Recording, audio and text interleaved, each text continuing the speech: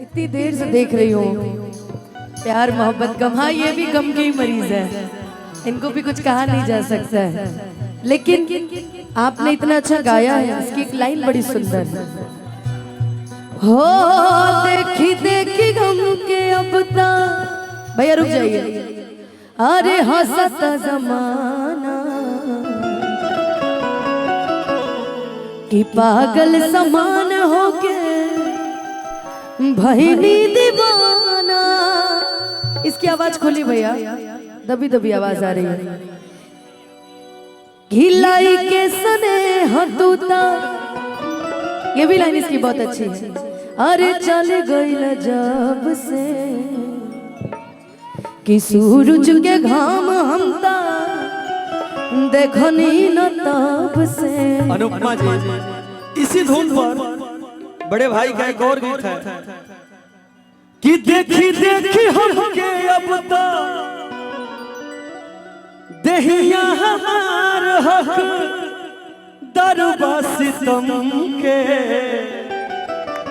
हिनिका के मत मारा जा हर मारी दाजा हमके। तो इस गीत को इस तरीके से गाया जाए तो ज्यादा मजा आएगा। और इसके बाद अब हम दोनों को साथ में गाना है, हम चाहेंगे विनीत भी इसके बाद आएगा। हवे प्यार पूजा हवे प्यार ईश्वर, ई बात के हो न सोचे बिचारे हमनी के दुश्मन भाई बाट दुनिया। और जी बायाब की हो पत्थर न मारे। पत्थर आपको क्यों मारेगा? लोग जानते हैं प्रेम क्यों बदनाम है? क्यों? प्रेम यदि पाप है तो पुण्य किसका नाम है? प्रेम यदि पाप है तो पुण्य किसका नाम है? प्रेम जब अधर्म है तो सत्कर्म किसका नाम है? जाकर पूछो मन मंदिर में सत्य नाम भगवान है। अब पापियों के पाप से तो प्रेम भी बदनाम है। कौन सा स्केल है ये? हाँ बी है। सी करवा लो, सी करिएगा।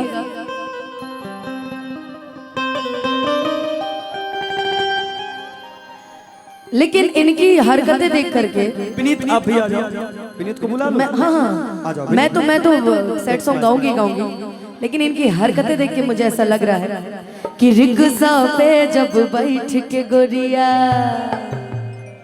कि रिक्शा पे जब बैठ के गोरिया चलेली बाजारी में, कि रिक्शा पे जब बैठ के गोरिया चलेली बाजारी में, कि मन करेला कीन के आज हम भरली अखबारी में। आइए कैलेंडर भैया।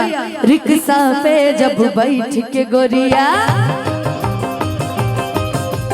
रिक्शा पे जब बैठ के गोरिया, रिक्शा पे जब बैठ के गोरिया चलेली बाजारी में, रिक्शा पे जब बैठ के गोरिया चलेली बाजारी में, करेला मन करेला कि भरली आज हम इनके अखबारी में, मन करेला कि इनके आज हम धली अखबारी में।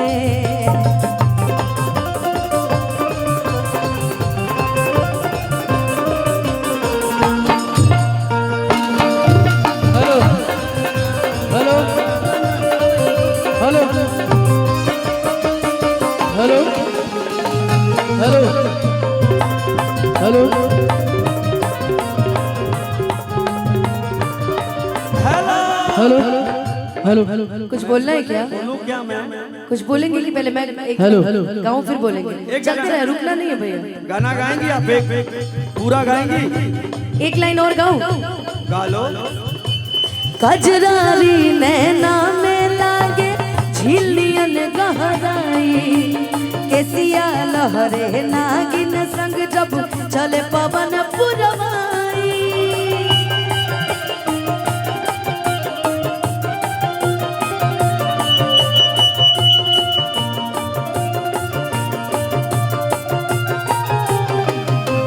कजरारी